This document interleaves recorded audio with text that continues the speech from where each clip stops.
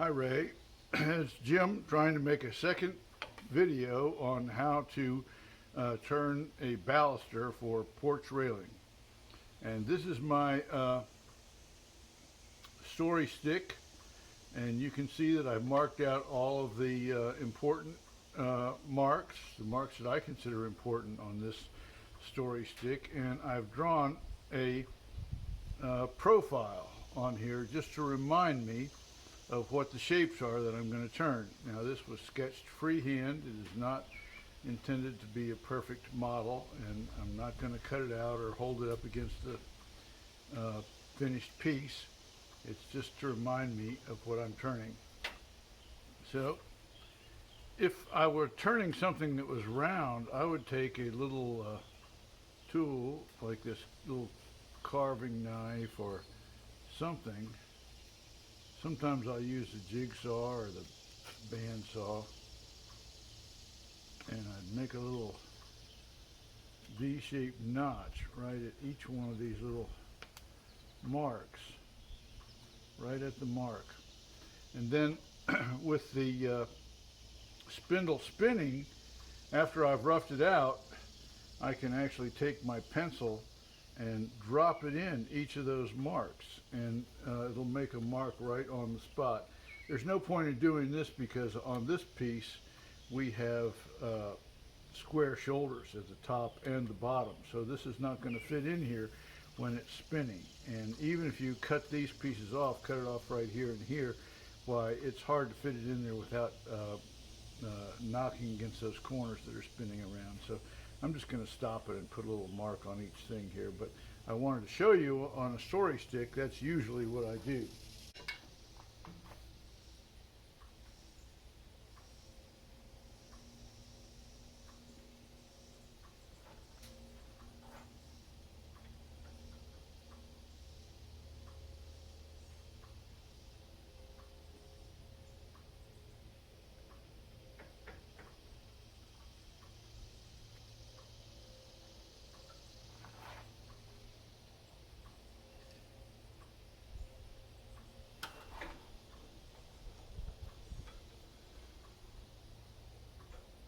Okay, you can see that I'm taking extra care here to make sure that this is well centered, because with these square shoulders, it'll be obvious if it's not. And now we take our story stick and mark out. We're not going to mark everything out because we're going to turn all the marks away except for these at the ends that indicate the square shoulders.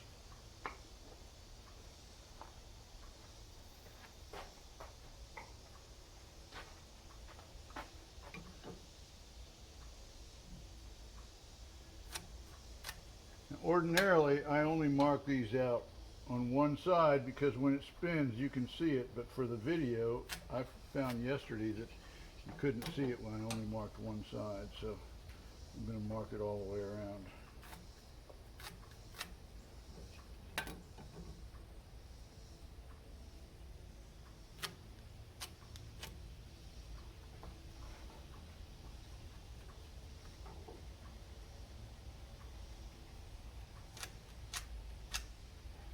All right, so the first thing we have to do is make our square shoulders. And let's start at the base. I put the base to the right-hand side. There's no reason to do it either way that I can see.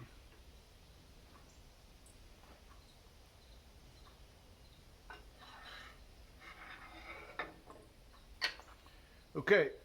So we're going to do this with the tip of our skew chisel, and we want to have a nice sharp skew chisel, and make sure that your tip is in good shape. You don't want it to run on you. So the first thing we're going to do is stay a little bit away from our line, and we're going to just push straight in. Then we're going to come over here and we're going to arc down from either side. Oodle out the trash.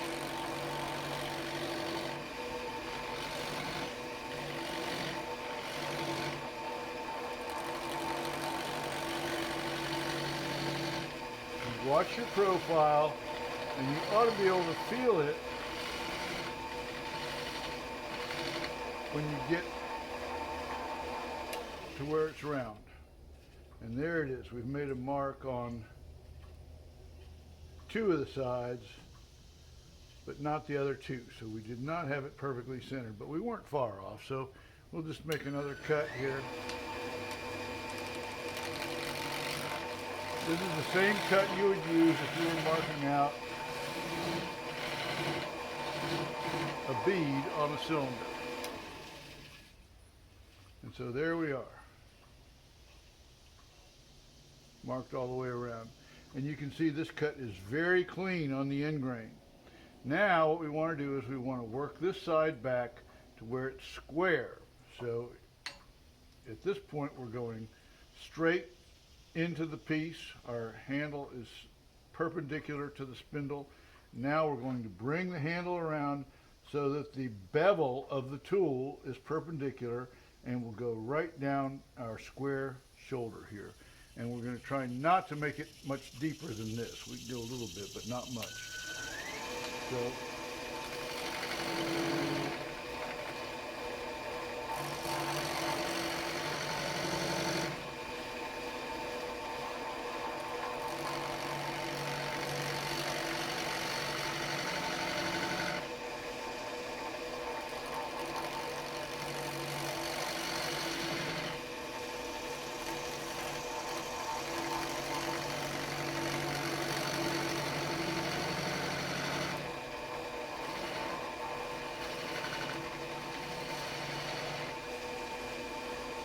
you can kind of hear it at the end, be perfectly round.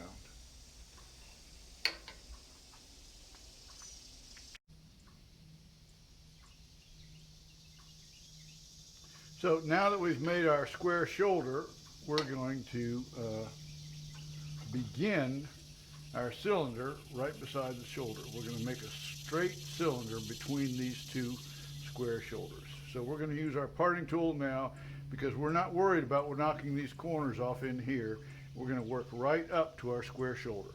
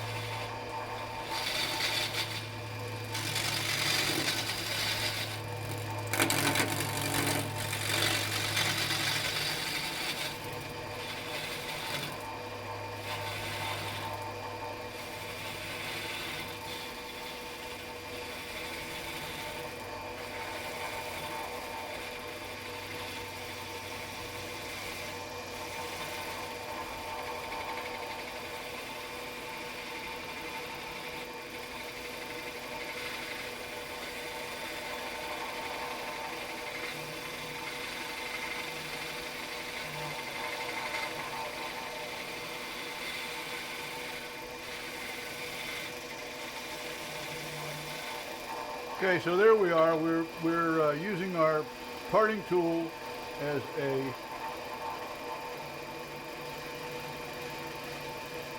square cross chisel to take away the little lines that we made, and you can see that we've left ourselves a very small shoulder, and I left a little bit of fuzz right there. I'm going to go in there and take that off.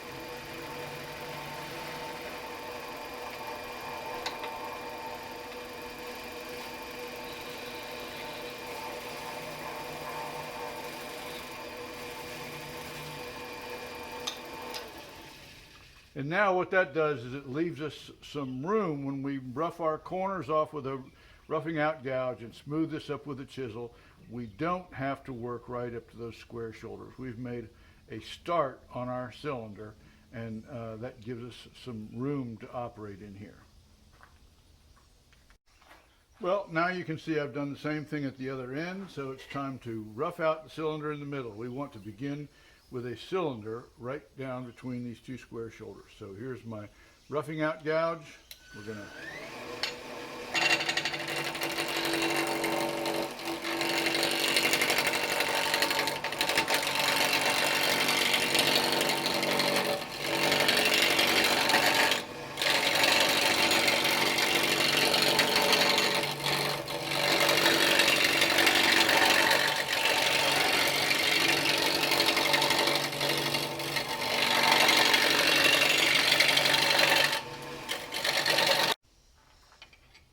All right, well, we're basically finished here. We finished roughing it out with the roughing out gouge and mostly smoothed it up with the chisel. So I'm going to take one last cut with the chisel here.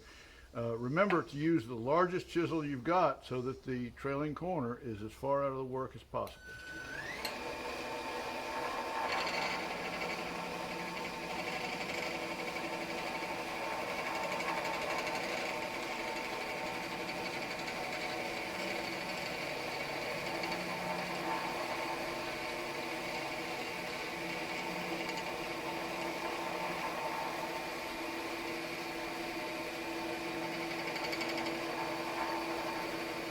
You want to always watch the profile up there to see that you're drawing a straight line. Don't watch the tool. Once the tool's in the cutting spot, you know you're in the right place. And you just move this on down nice and slowly. No need to hurry to cut. And then if you feel like you need to check it, which I don't imagine you do. Your eye ought to tell you that you've got a straight line. You can see there's not much space in there. We've got a nice straight cylinder. So now we're going to mark out the rest of our elements.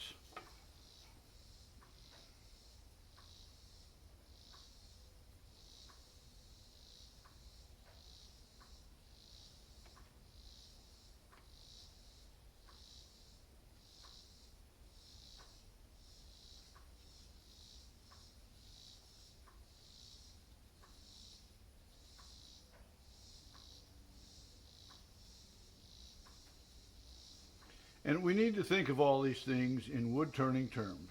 So we have a flat shoulder, half cove, full bead, flat shoulder, half cove, vase shape, flat shoulder, full cove, flat shoulder, full bead, flat shoulder.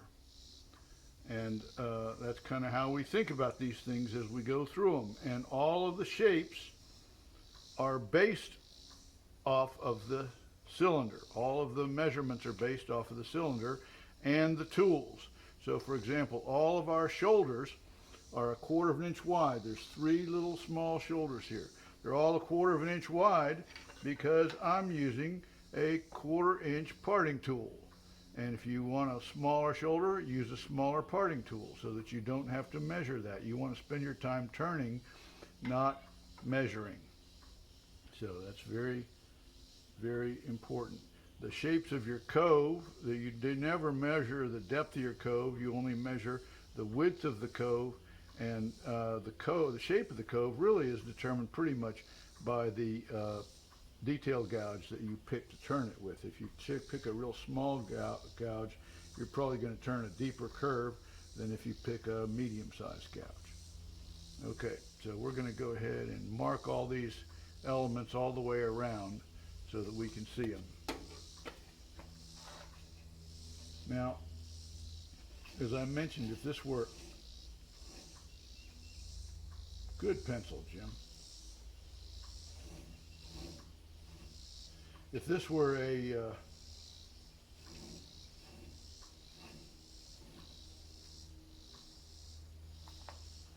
right, let's try again here.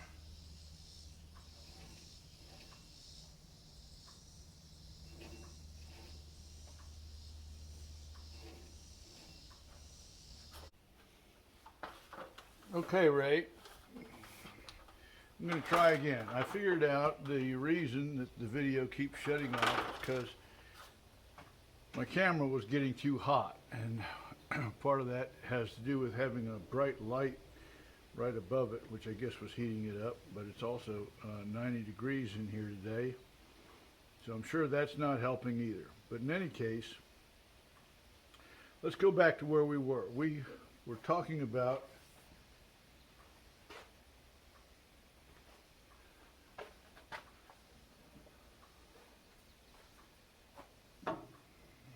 laying this thing out, and the first thing we want to do once we've turned our cylinder, marked it out, is define the ends of the vase, because those are the only two spots that actually need to be measured. Everything else is based strictly on the size of the spindle that you have made and on your eye. So we're going to measure this here at the base of the vase and again at the top of the vase. And those two measurements are the same. And so we are going to measure those with a set of calipers that we've set to 1 inch and 5/8. And so you've seen me do this in class before. We're going to use our parting tool to come down here, and we take a cut and a half. And don't forget, on this side over here, there's a cove, so we can take our cut and a half so that our parting tool doesn't bind up. And now we use our calipers to follow the parting tool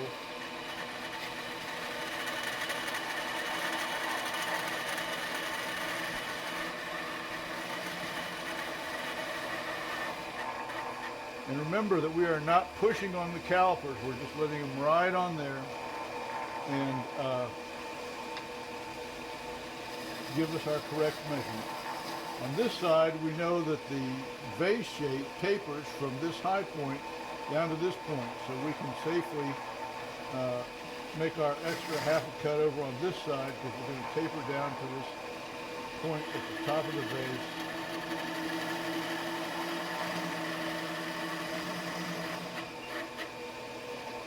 And so now we've defined the top and the bottom of the vase. And remember, this part here is a shoulder. That's going to be permanent. This is going to be the top of the vase. This right here is a little cove that comes down and has a shoulder dropping down to the top of the vase. Okay, so let's go ahead and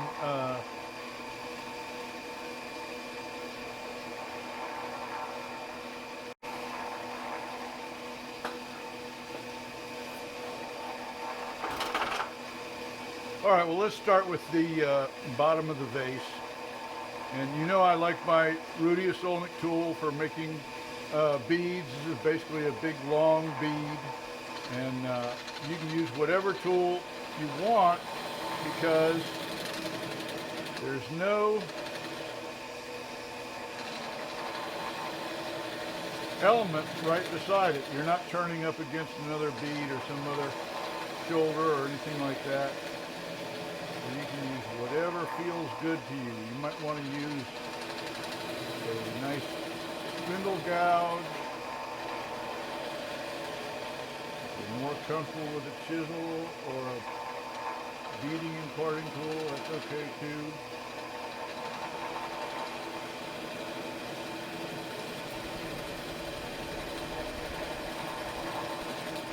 You don't want to try and take too much all at once, especially in this hard red oak.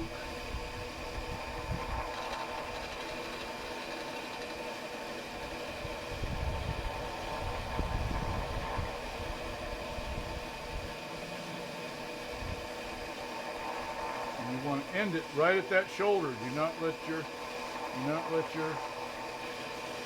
tool mark that shoulder, because that's a finished element right there.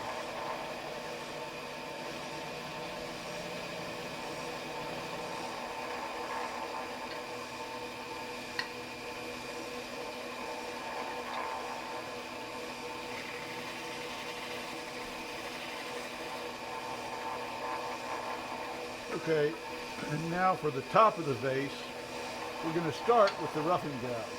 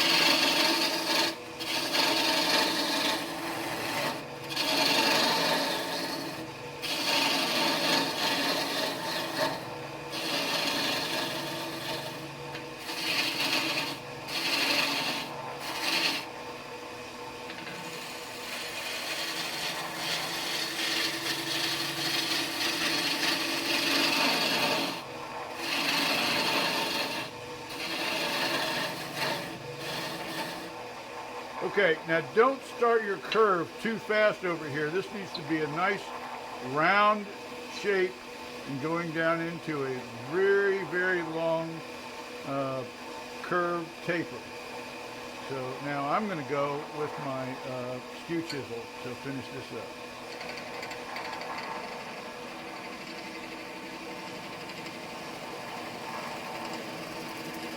And when you start using your chisel, don't try and take too big of a cut, get into something that's uncontrollable.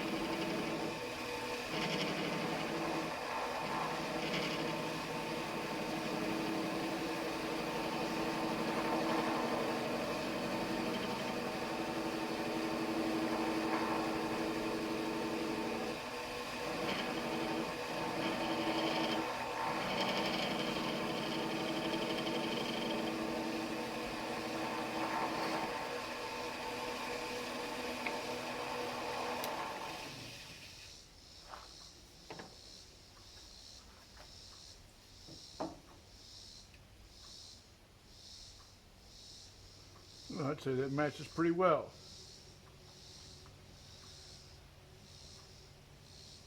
Not bad.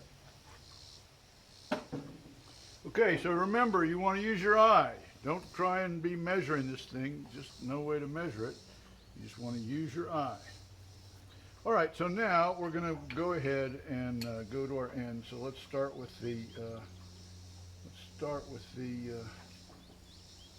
base end. And we want to be close to our corner. Maybe I better check this camera.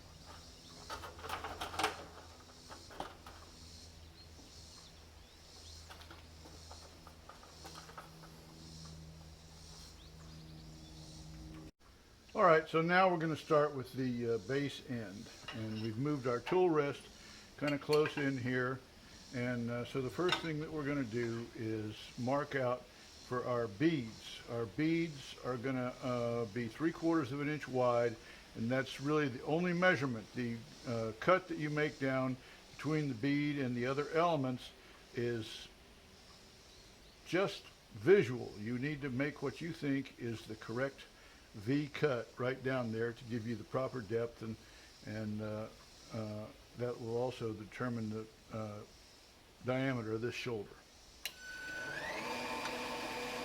Okay, this is just your normal cut down to define a bead. Yeah.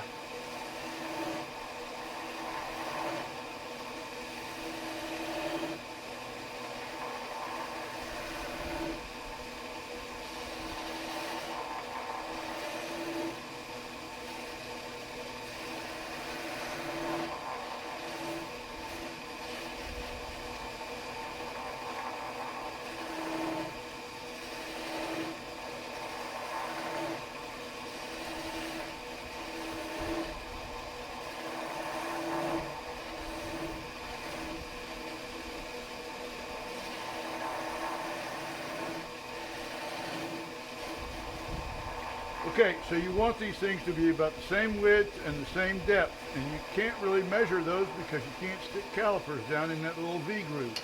So you just have to use your eye, and that looks just fine to me. So now we're going to make this shoulder, and you can see the shoulder we marked out 1/4 of an inch wide because that's the width of our parting tool. And we're just going to go right down here to the base of our cut that we marked out for our bead. And there we are. I may as well get rid of this thing here.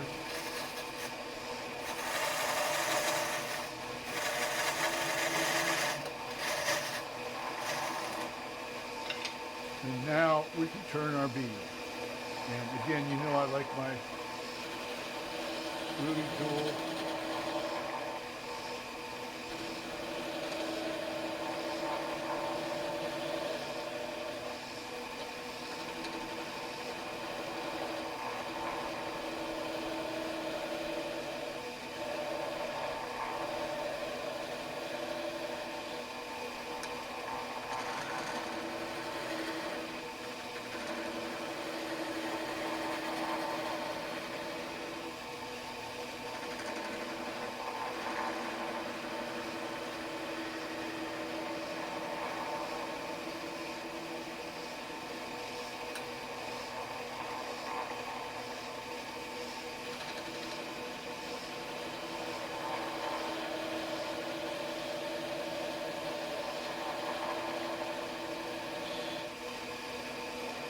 Okay, and so finally there's a cove right here.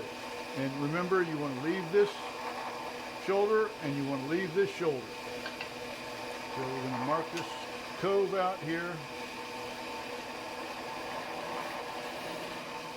With our detail gouge.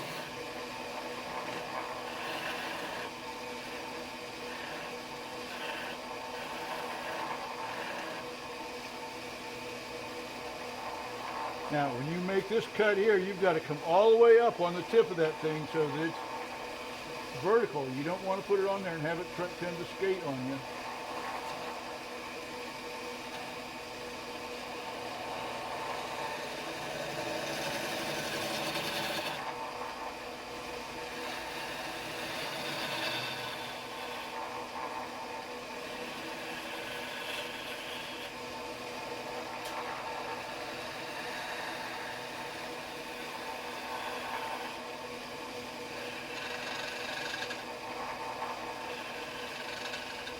Nice full cove.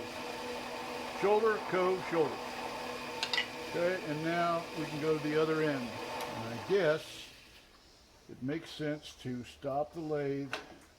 If you slip with this tool rest and knock that corner off at this point, you'll be really angry with yourself, or at least I would be. Okay, so remember we've got a shoulder,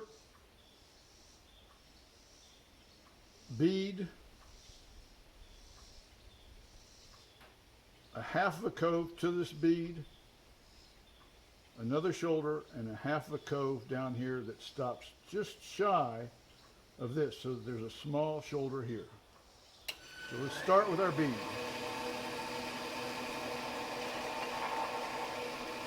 Again, the marking out the bead sort of defines everything else for us.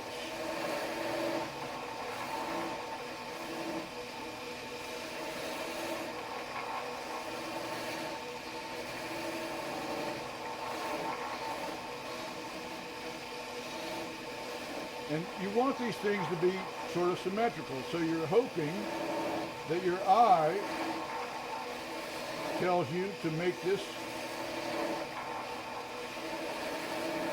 V cuts about the same depth as the one on the other side.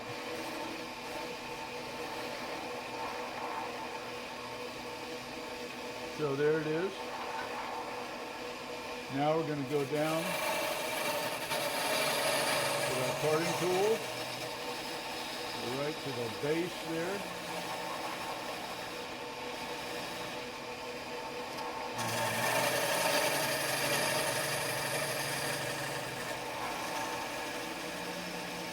Right to the base there.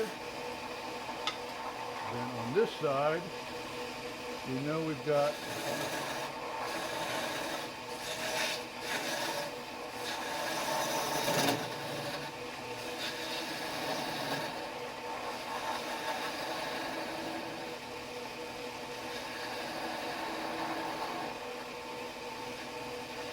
this half cove to a small shoulder. So you just want to make it look right. It doesn't, there's no, and this one, this side, there's a half cove to this shoulder, and it needs this, God damn it.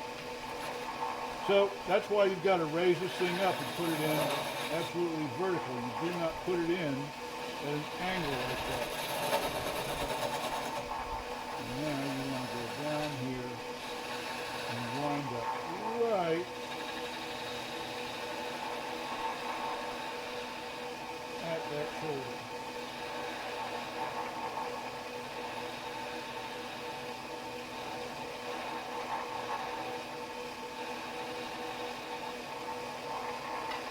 And now, of course, you have to clean up your damn mess. Sorry.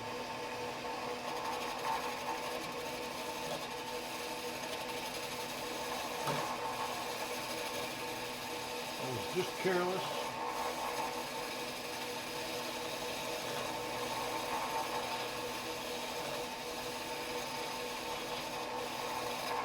Feel that I don't quite have it. Let's see how bad it is. Woo! Terrible, terrible, terrible.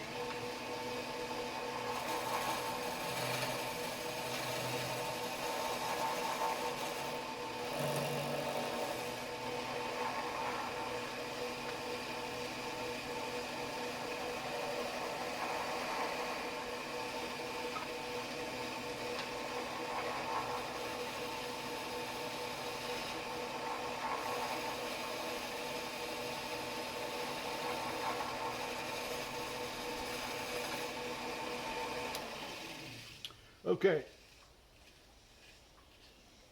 so you can see I've got just a tiny little line here. It's important to realize that this thing is going to get a thick coat of house paint on it. So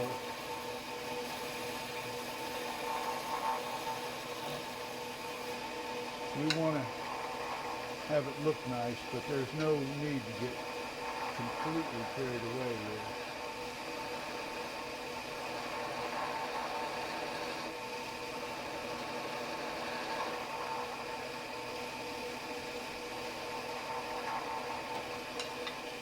You got to be careful here because you're right at the end of your tool rest. If you fall off your tool rest, you're going to be really sorry. Okay, so now we're essentially done except for last bead.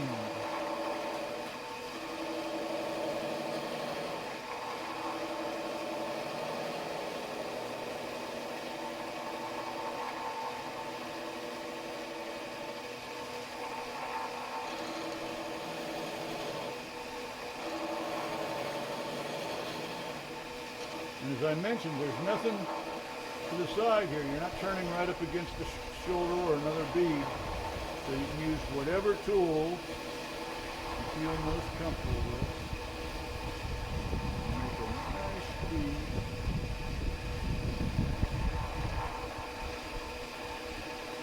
Right down to that shoulder.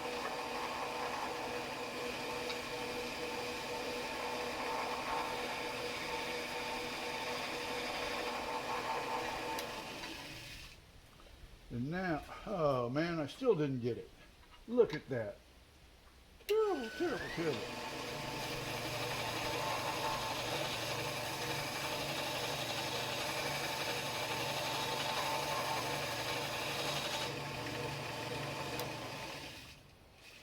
Really bad when you slip like that. You really make a mess.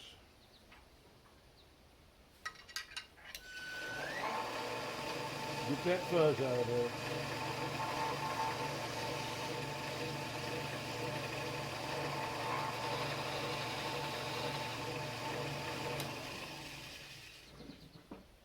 And now, let's see how we did. Excuse me.